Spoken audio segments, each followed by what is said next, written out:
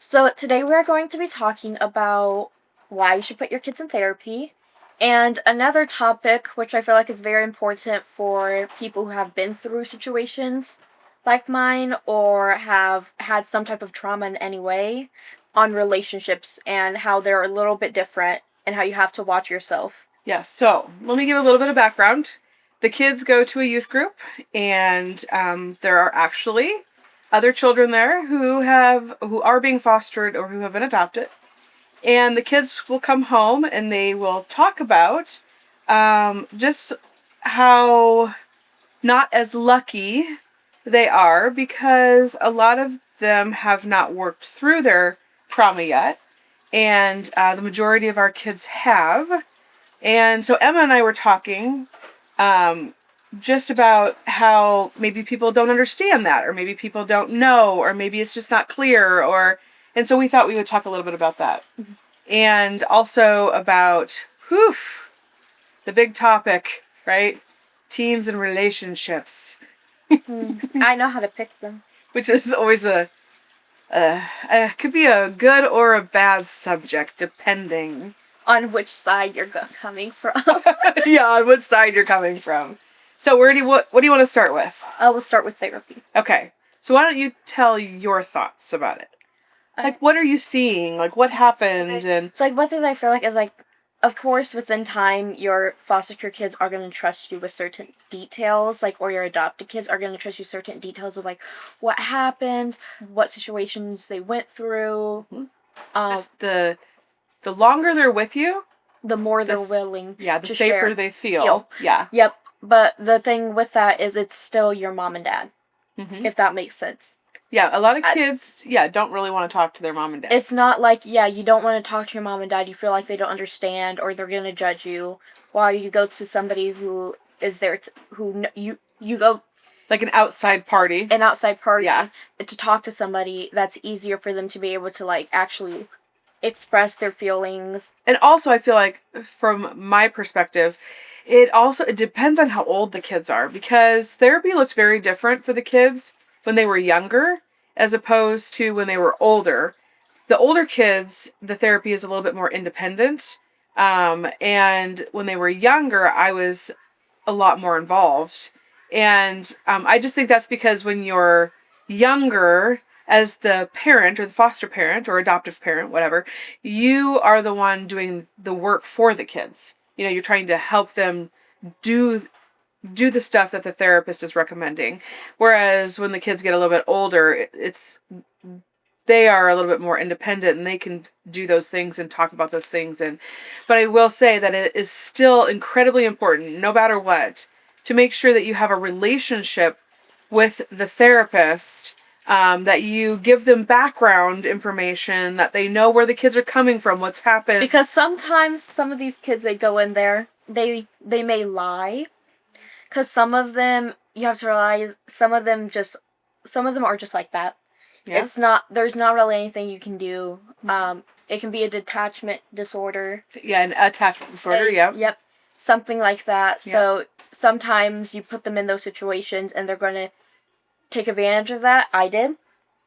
I was one of them when I went back to therapy for, I think, the third time, or was it second? Second time. The second time. Yep. I did that. Yeah, and it was more of, for you, I felt like it was more of, she was just trying to... get under your skin. Yeah, she thought she was calling me out in a way that the therapist would be like, oh my gosh, I can't believe your mom did that. But in reality, what happened was the therapist saw it from the mom perspective, and she was like, well, your mom was probably thinking this, or your mom was probably thinking that, but Emma thought she was going to get me in trouble. And so you did that. And you didn't do that very long. But there was just a short period of time. I will say... during that period of time, I was pushing away mom and dad a lot. Yes. I was, pushing them out of my life type of stuff. This was at the height of your trauma. Yes, the height, yep. Of remembering your trauma. Yes, of remembering my trauma. I was just going through a lot of things. I did a lot of things I shouldn't have. Mm-hmm. I said a lot of things I shouldn't have. Yeah. But that's when you have to be there even more for them. So, from the parent perspective, what we do a lot of times is we call the kids out.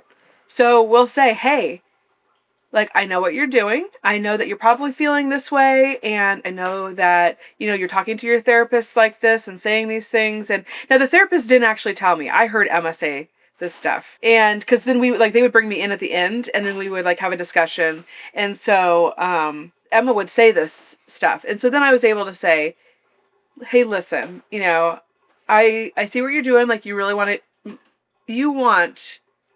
she wants to feel the validation, right? And we can validate your feelings, but you don't have to throw me under the bus or try, what you think is throwing me under the bus, to get yourself validated. And so, yeah. So I felt like we talked about that, and it didn't last very long. Yeah, and I feel like another thing with putting your kids in therapy is you do have to respect that is their time. Like, mom has always made sure to do that. Mm-hmm. But it's sometimes some of these kids, they don't even tell their therapist because they feel like their mom and dad are the therapist tells their mom and dad, and they don't. Mm-mm. They don't. The only time they would is if you're gonna harm yourself. If you say that you're burning yourself at night, okay, cutting or gonna hurt someone else, or then they have to. But otherwise, they don't. No. Yeah. They don't. But I feel like sometimes maybe you need to have that talk, hey, they can't tell me anything, because I do know a lot of kids who don't want to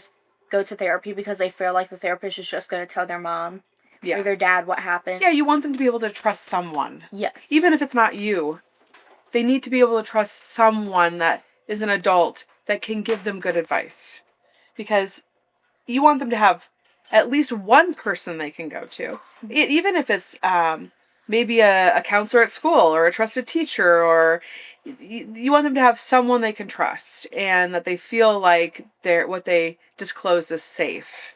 And that's a whole nother thing, because you want them to be able to talk to you and talk through things, but at the same time, there are certain things that have to be said. And so that is a really fine line, I feel like, to walk. If you were to go to school and tell a teacher something, that teacher would probably have to talk to the principal and maybe not tell exactly what you said, but they would probably have to at least say, you need to talk with your child. Or yes, but as a parent, you want them to have someone they can trust and talk to. So what were some of the things, without going into details or names or anything like that? What were some of the things that you felt like the kids were missing that you've talked to? Because you've actually helped a couple kids not work through, but talk about some stuff. Well, not feel alone. Yeah, I feel like I'm very driven towards people who have been through SA, or who have been through physical, not a lot with emotional. I've just mostly been more physical stuff. More physical stuff, things that actually you physically could feel. Yeah. And one of the things is the validation of you're not ruined. You're not a hit puppy. Yeah. Because and the other thing, with that is some people will, with the SA people, it's very much people tell you, are you sure you weren't asking for it? Could have been the clothes. Are you sure? It does not matter what age you were, they almost always... There's not an understanding. Yeah. The woman. Yeah. Mm-hmm. And then, they get shamed for what happened, for something they didn't even want to happen. With one of the people I helped, she was being shamed for it, and it happened to her more than once, with more than one person. She just was going through it, and she just felt like she wasn't worthy of love, that she was already damaged. Who would want somebody who is damaged? And I did feel that way a lot when I was beginning. Yeah, and I think that you have to be careful, because it does become an issue with relationships as kids get older, because they're looking for something they felt like they missed. And a lot of times it's love from a man. and then you tend to look for that in the wrong places or from the wrong people, and I feel like the biggest thing is that the person needs to understand what's happening.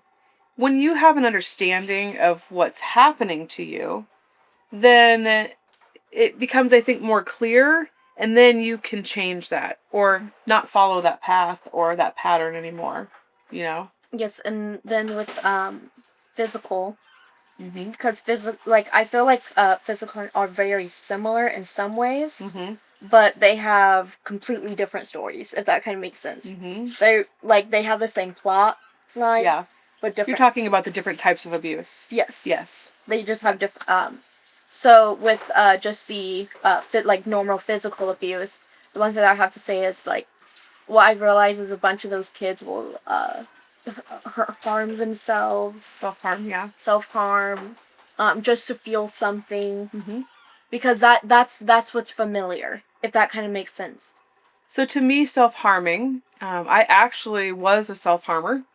And to me, that is putting a fire out. So instead of feeling the emotional pain, you feel physical pain instead. And it puts kind of that emotional pain fire out. And then I don't know why. It helps you feel better. It doesn't make sense to me right, like now when I think about it, but it did. That's how it was for me. That doesn't mean that's how it is for everyone. Yeah, and I've never self-harmed. No, you haven't. But I do know a lot of people who have been, Mm-hmm. who have self-harmed. Another way that I've seen people go down is through drugs. Yeah. Which is the last thing you want to do. Right. You may feel good at that moment, but you're just ruining your life. Yep. And it's so important, I feel like, to talk to your kids, not to let them just, lock themselves in their room and do whatever they want. And, I feel like you need to make sure that they have every opportunity to be a part of the family. And I'm talking like any kids, like foster children, adopted children, just biological children, right? Because even biological children, they could be going through it. They could be bullied at school, or they could, there could be so many different things. So I feel like giving them lots of opportunities to be part of the family, sometimes even making them, even if they don't want to, right? There's a lot of times where I feel like we do that with our kids. They want to be on electronics all day. Well, I'm sorry, you need to go outside and play. Or well, some people just don't like the outside. Like me and you. Mom. Mom's more of an outside person than I am. Yeah, I'm not super outdoorsy. Yeah, no. But I'm more of I'd rather watch the kids. Yeah. Not have any electronics than I would. Yeah. To have to go outside and play. Like, I just don't like the outside. Yeah. Yeah, and that's okay. We talk about how it's important that everybody's different, because how boring this world would be if everyone was the same. We talked a little bit about relationships, but relationships can be very difficult. Mm-hmm. Like all the relationships, the parent relationships, sibling relationships, male relationships, friend relationships, female relationships. Yeah, like if you're a male. Yeah, female I guess what I mean is like girlfriend, boyfriend. Yeah, all those relationships can be very complex, especially when you've had trauma. You are maybe not in a good place in that trauma. Those relationships can be even more complex than normal. It's like, with me, I won't name any names. For my first ever relationship, number 1, I think it was, I don't know what I was thinking. Me either. The kids are laughing back there. Yeah, they're behind the camera laughing. It was an idealism of wanting to feel loved. Uh-huh. And so the first person who showed interest, really showed interest, I decided to go for. Mm-hmm. And it ended up not turning good. Some warnings from her parents. Some warnings. Yep, there was some. There was lots of warnings about the type of person. Mm-hmm. But we did not force her to break it off, or we just helped her through it. So I would tell her my perspective, what I was seeing, what I thought. Sean would tell her his perspective, what he was seeing, what he thought. And then we let her make her own decisions. I went through a lot of an eating disorder. Yep, stopped eating for a little while because you thought you were too heavy. Yep. Different things, and the reason why I was so unhealthy is because sometimes those unhealthy relationships are more familiar to you than the unhealthy ones. If that, I don't know if that, even if stuff only happened once. Yeah. It's more familiar to you. Yeah. Those types of relationships, if they might be toxic, it might be manipulative, but it ends up being those that feel like familiar to you, so that you chase after it, even though it's not the best for you. Yep. And then number 2 wasn't even really a boyfriend. No, he was a fling. He was no more than probably a month. Yeah. So he was just a bit of a fling. I can't really say much. Yeah. And then number 3, mom doesn't know how to feel about this. Mom has not agreed with any of my relationships. No, but you're definitely learning a lot of lessons. Oh yeah. Number 3 was online. And a lot of it was because I was just, I don't know, tired of dating people. I think you were looking for something. Yeah. Regardless of whether that was in person or not. Yeah. Yeah. And he was good until the end. I think he was a good kid. I think that he was a good kid, and I think that he's really like good-hearted. Yeah. I must say, out of all of them, what he did to me broke my heart the most. Really? Out of all the boyfriends I've had, I was like willing to do so much. Like, even Mom knows, like, I was willing to go like the extra mile to do what I had to be with the person. And then they ended up pulling back and wanting to see other people. And I think again that it has to do with he met somebody that he could be with in person. And I think that does make a huge difference. So, and we've talked a lot about that. Oh yes. But we didn't end on bad terms. No. We talked about it, and we're somewhat friends now. We don't talk every single day, probably once every 3 days. We just check up on each other, like, hey, how's it going? Stuff like that. So there was 3 main boyfriends, and then there were just some people in there in between. that weren't necessarily a relationship, but they were just kind of talking a little bit. Yeah, it could have been, but it ended up being nothing. Yeah. I think the biggest thing here for parents is sometimes I have to learn by myself. Yeah. That's honestly one thing. What I will say is, starting from the guy I started off with, from where I've got to now, I have been choosing better people. And I will be honest, because of my problems, I do sometimes have trouble. I've said that in my Q&A or something like that, that I do have trouble when it comes to finding relationships. Yep. And actually keeping them, like, stable, because I have an idealism. You have an idea of what? Of like what you're looking for? Like what I'm looking for. But when it comes to it, I never keep myself. It's male validation. Stray. Yeah. You when I say stray, I mean you stray from what your beliefs, your true idea is of what you really want, and then sometimes it's just the love you're looking for. Yeah, the validation from a male. And I get that. Like I understand that. That's one thing I love about my mom, is that she's been through it. Yeah, I felt the same way as a kid. I don't, my mom and dad were divorced, and I felt like I looked for that too. I always had to have a boyfriend, and I've been in some bad relationships, and there's a lot of lessons in that. So instead of having her break it off or go through it by herself, or we were always like right there with her, talking with her about how we felt, trying to help her make good choices, letting her make her own choices, and then seeing how that plays out, but also still being there. And I felt like that also gave us a very good relationship, because you tell me a lot, maybe not everything, but you do tell me a lot. You know, some things most moms wouldn't want to hear. Yeah, that most kids would never tell their moms. Yes, I do. And I feel good about that because that allows me to be able to help you. And so, but I also think, again, back to the therapy, that sometimes I do think that you can be therapied out because, like, you went to therapy for 5 years.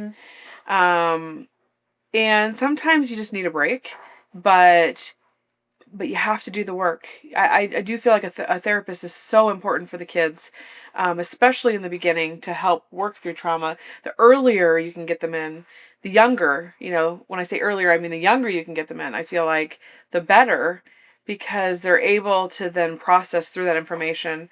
And then what happened with you was what we were told. A lot of times kids will have to work through it more than once, usually again in their teenage years, and sometimes even into adulthood, like again as an adult. But you did have to work through it as a teen. And now I feel like you're doing well. I do feel like I am doing well. When it comes, and the reason why I did bring up the stories of my relationships is to show, like, we do kind of have to learn also ourselves, and to be able to be like, wait, that's not normal. That's not actually what I want. I'm not willing to do certain things. Yeah, you're looking for something specific, and you want to value that, because you want to stick with what you want. You don't want to just give in just to have someone. Yes, and you have to give in sometimes. Well, compromise. Compromise. But I normally, my problem is I always am the one compromising. Yeah. And the other person almost never does. Yeah. And and then that's not fair, because a relationship is all about both people giving 100% and giving in sometimes. And that, I feel like that's how Dad and I are. Like, we don't make a big deal about something unless it is like we're like super passionate about it happening or wanting it, or and then maybe we'd be willing to argue a little bit over it, but otherwise, it's like, okay, if it's not that big of a deal to you, then whatever, go ahead. So yeah. And what I will say is, like, sometimes you do have to listen to your parents about certain people. Please listen. Yeah, please listen to your parents. And I would encourage, if you happen to be like a foster child or adopted child and you're watching this, even if you're having issues and you live with your biological parents, I feel like parents will understand more than you think they will, if you're willing to talk to them, because sometimes that's what parents want their kids to talk to them. And but as the parent, if you're a parent watching this, you need to make sure that if your child comes to you and trusts you with something, you don't shame them for it. Yeah, you need to be as understanding as possible. And so when the kids tell me something, I usually will have no reaction to it, or I'll have a little reaction to it.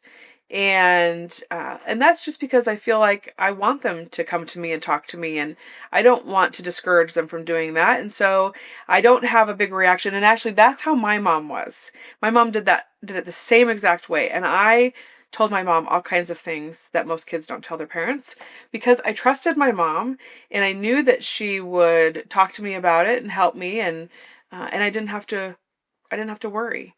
That doesn't mean that, like, you've been grounded, right? You've had your phone taken, there have been consequences. But again, we talk through the consequences. Like, okay, right now there's going to have to be a consequence. So this is what it's going to be. This is why. This is what we're thinking. And so I feel like we talk through a lot of stuff. Like, it's usually a conversation. Everything is a conversation. And even though she doesn't want a consequence, she'll be like, ugh, okay, I get why you're doing that. I never really argue over my consequences. No, you don't. I know I deserve them. You're accepting of them, and But I think I know, I know the exact reason why. It was put on paper. It was screenshotted. That's good. That you understand, because I think it's because we have all the conversations. Mm-hmm.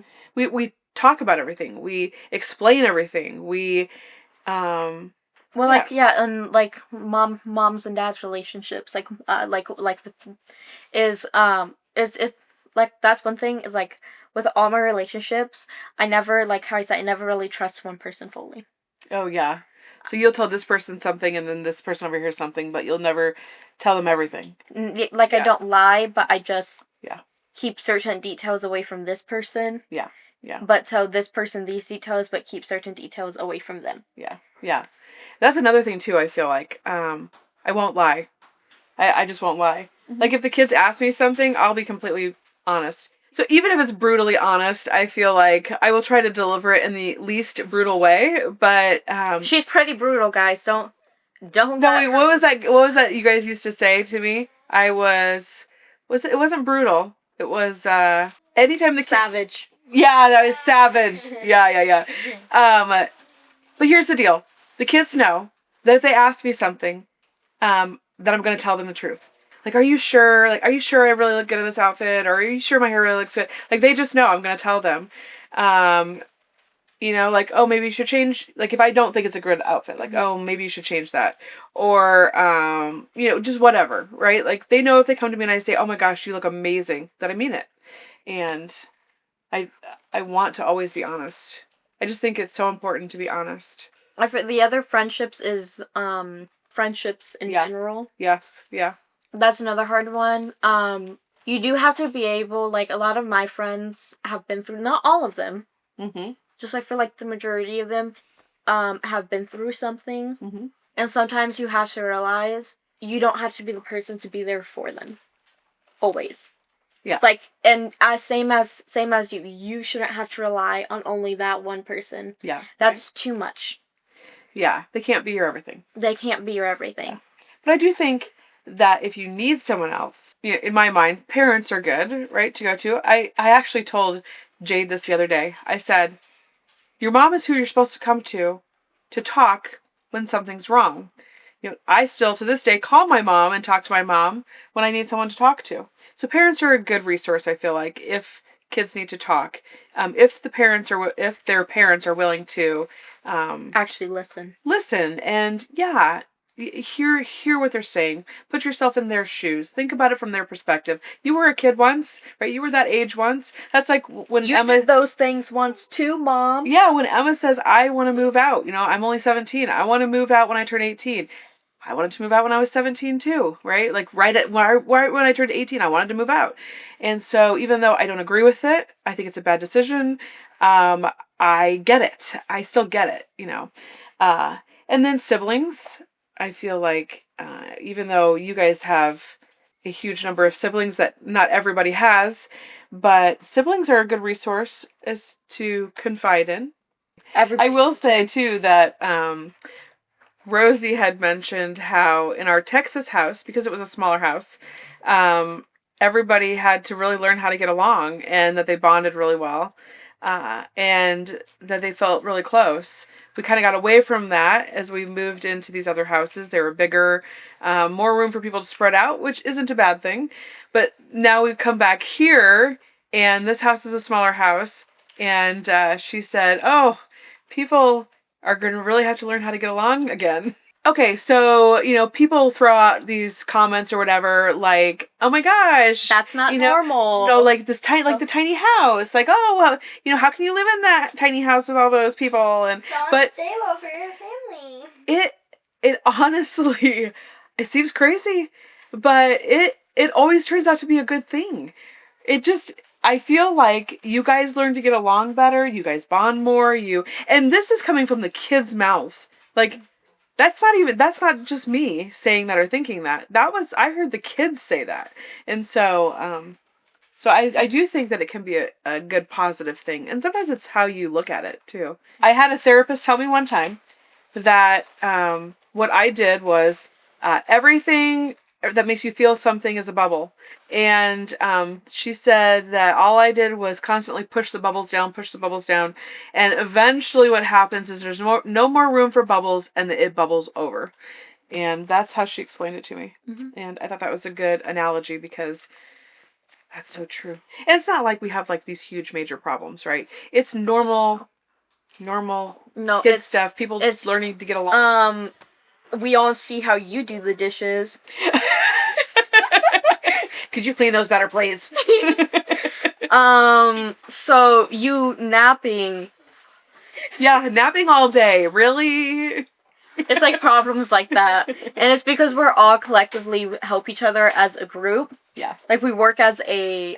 Yeah, we're one big team. We're one big team. Yeah. So because of that, if one team member is lacking or a few team members are lacking, the whole team suffers. Yes. But what a good lesson to learn, I feel like for your future. Mm-hmm. You know, how to work as a team, and that is a good skill to have, to understand what you just said. Mm-hmm. You know, that when one person slacks, it affects everyone. So any last minute thoughts? So we talked about therapy, we talked about relationships, we talked about it basically with trauma. So any last minute ideas or thoughts? So put your kids in therapy. It's important. Mm-hmm. We've seen, well, Emma has seen, and the other kids have seen, kids that haven't been through therapy and haven't worked through their stuff, and it's not good. It's not good for them. They end up having a lot of problems as teens, and when I say problems, I mean a lot of emotions that happen, or triggers that happen. They don't know how to handle it. They don't know what's happening to them. And they really need to understand and know to be able to be a successful adult. And so I feel like having the therapy just gives them a better chance at being a successful adult. So, okay, well, that is it for today. We will see you guys next time. Bye for now.